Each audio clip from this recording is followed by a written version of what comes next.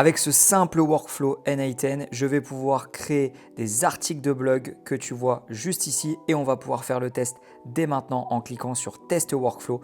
Donc comme tu peux le voir, on va récupérer juste ici un nouveau script YouTube. Il va venir créer le plan ici de ton article de blog, aller faire des recherches sur Perplexity, ensuite créer en deux parties ton article de blog, venir chercher les anciens articles pour venir en fait s'en inspirer, générer l'HTML, insérer les liens, le slug, le titre et la métadescription et tout ça c'est prêt ici dans ton Google Sheet. Et donc comme tu peux le voir ici, il y a énormément d'articles qui ont déjà été créés avec ce système et comme tu peux le voir, tu as l'ensemble de ton HTML qui va ensuite donner cet article de blog prêt à être copié-collé sur ton propre site web avec des liens dynamiques, tout ce que tu voudras. Donc pour le coup ici on utilise Webflow, mais tu peux utiliser vraiment ce que tu veux.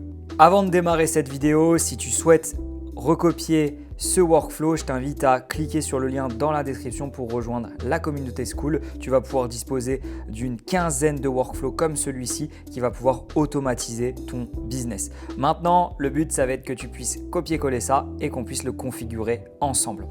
C'est parti. Donc maintenant que tu as copié-collé ce workflow, on va pouvoir démarrer. Alors, ici, tu vas avoir trois types de workflow. Celui qu'on vient d'utiliser ensemble, c'était celui avec le YouTube Transcript. Donc, c'est celui qu'on utilise énormément dans la Academy. Dès qu'on va faire une vidéo YouTube, le but, c'est de le transformer directement en articles de blog qui sont postés directement sur notre blog. Comme tu peux le voir ici, on a déjà pas mal d'articles de blog qui ont été créés. Donc, grâce bien sûr à ce système, on va pouvoir créer tous les jours des articles de blog sans problème. Donc là, il y a déjà 5 articles de blog qui sont créés pour la semaine. Le but après, c'est de laisser faire l'IA. Donc pour ça, tu vas avoir besoin ici de ce workflow. On va pouvoir démarrer avec le trigger qui est celui quand tu cliques, ça va lancer le workflow. Donc, comme tu l'as vu au tout début, j'ai cliqué ici et c'est parti. Ensuite, on va avoir un petit read sheet. Donc en fait, quand tu vas ajouter ce petit node, le but en fait, ça va être d'aller lire sur un Google Sheet ici la nouvelle vidéo qui vient d'arriver. Donc comme tu peux le voir en fait ici, je vais avoir si le blog a déjà été fait ou non. Donc en gros ici c'est ce qu'on va mettre en place pour que notre agent puisse sélectionner le bon article. Donc comme tu peux le voir ici, vu que lui il est en non, et ce qui a été sélectionné c'est bien celui-ci. Ok. Donc pour le mettre en place, tout simplement, tu vas venir sélectionner ton document. Tu vas ensuite sélectionner le sheet que tu souhaites. Donc nous, dans ce cas-là, c'était la Academy. On va ensuite mettre un filtre sur la colonne. Donc en gros, completed et la valeur c'est non pour qu'en fait, il puisse sélectionner directement celui-ci. Ok. Maintenant que ça c'est fait, on va pouvoir passer directement à notre premier agent qui lui va se charger de créer le premier plan, le squelette en fait de ton article. Donc pour ça, on va utiliser GPT-4 ici. Donc je t'ai pas parlé du montant en tout, mais il faut savoir que c'est environ 20 centimes l'article de blog avec du coup l'ensemble des agents que tu peux voir à l'écran. Donc ici, tu vas avoir le prompt. Donc si tu rejoins ma communauté Skool dans la description, en fait, quand tu vas directement copier-coller et importer le workflow, normalement tout ça, ce sera déjà pré-rempli. Donc toi, tu auras juste, si tu le souhaites, à modifier certaines choses. Donc là, on a du coup un premier prompt qui va permettre en fait de récupérer du coup le fameux transcript. Et on va aussi récupérer trois autres sujets différents, donc trois autres éléments, pardon. C'est les mots-clés, l'intention que va avoir du coup l'agent pour cet article et le keyword, donc le primary keyword, c'est le premier mot-clé, donc le mot-clé principal. Donc tout ça en fait tu peux le retrouver ici, donc avec l'intention, donc là montrer comment il est possible de structurer une équipe entièrement composée d'agents IA. Les keywords, donc là on avait pas mal, on avait IA et gestion d'entreprise, remplacer une équipe avec l'IA, créer une équipe virtuelle, workflow d'équipe IA, etc., etc. Et le mot-clé principal, c'était équipe IA. Ok. Donc grâce à ça, en fait, notre agent il est capable de créer un premier du coup output que tu peux voir ici. Donc en fait, ce premier output, donc output c'est en fait la sortie. Là c'est ce que tu vois à gauche ici, l'input, c'est ce qui arrive dans notre nodes et ce qui ressort ensuite c'est l'output. Et là comme tu peux le voir, on a un premier output, donc c'est le plan, le squelette de notre article de blog. Ensuite, on va venir faire appel à une API. Donc là, ça va être l'API de Perplexity. C'est elle en fait qui va nous permettre de faire une recherche via des articles de blog qui existent déjà, etc. Donc comme tu peux le voir, en fait, il nous en a pas mal trouvé ici.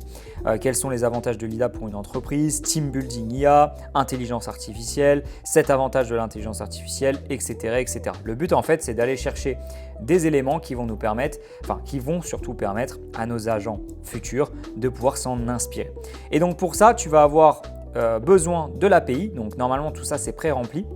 Mais toi, tu vas devoir du coup rajouter le header auth ici. Donc, il faudra bien que tu sélectionnes ici header authentification et ensuite que tu mettes ton API. Alors, comment ça fonctionne? Donc, il va falloir que tu mettes autorisation ici, ok?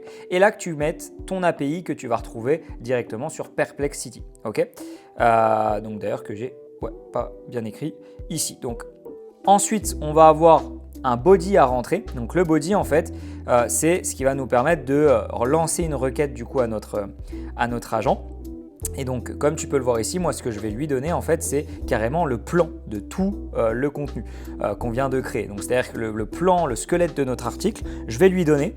Donc je vais dire voilà, prends ce plan et du coup fais une recherche par rapport à tout ça. Et c'est pour ça qu'ensuite il nous a trouvé du coup ces différents éléments. D'accord?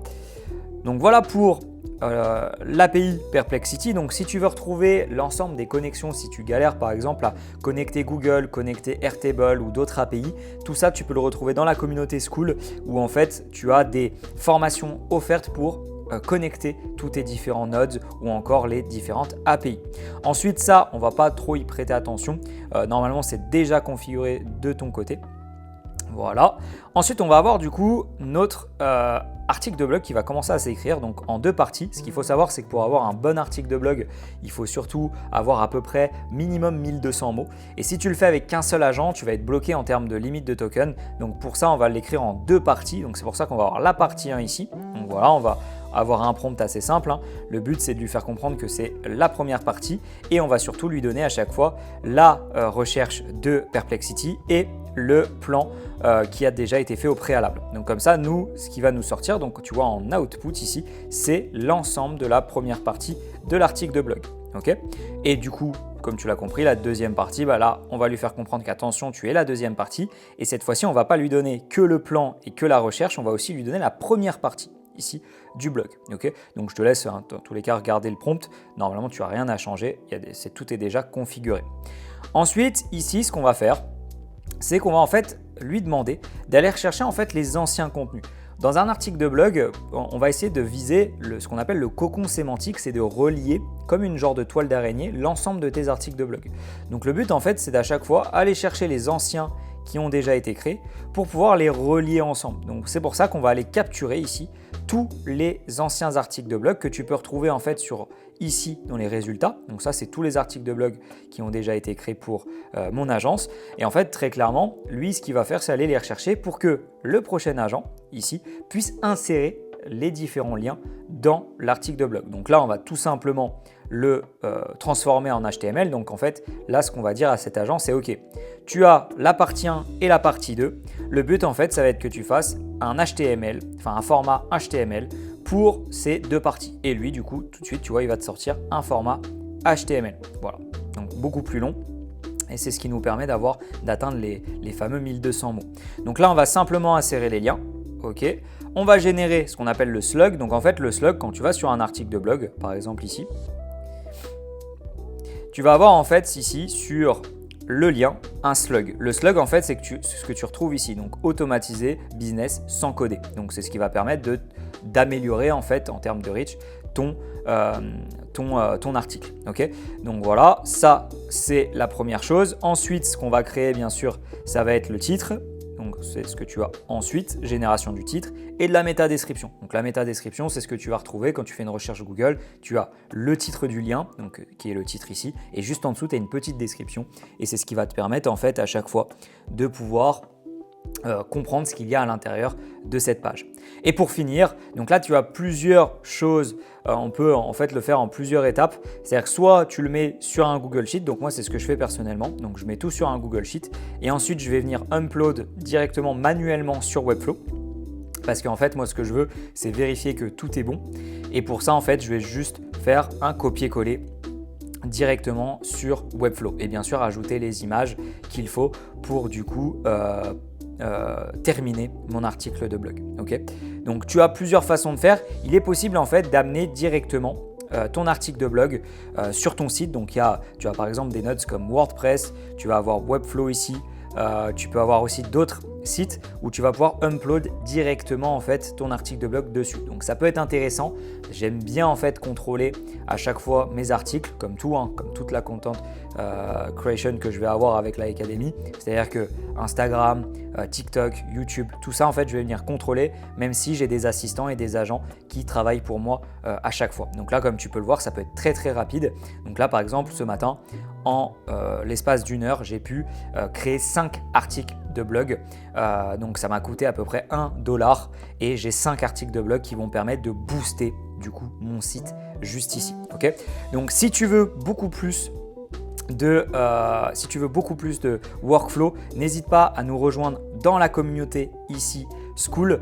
Dans cette communauté, tu vas pouvoir retrouver dans la partie Classroom des templates totalement gratuites donc que tu vas pouvoir tout retrouver ici. Donc bien sûr avec l'agent SEO que tu vas pouvoir retrouver ici et dupliquer. Donc tu vois, tu as l'agent et le Google Sheet et tu vas pouvoir aussi retrouver comme je t'ai promis des connexions. Donc là comme tu peux le voir on a la connexion avec OpenAI, on a la connexion avec Airtable, Google donc qui va te permettre de connecter Gmail, Drive, Google Sheet etc. Tout ça tu vas pouvoir le retrouver dans la communauté de la Academy. Donc surtout n'hésite pas à cliquer dans le lien, sur le lien dans la description pour nous rejoindre. Allez on se retrouve dans la prochaine vidéo, ciao ciao.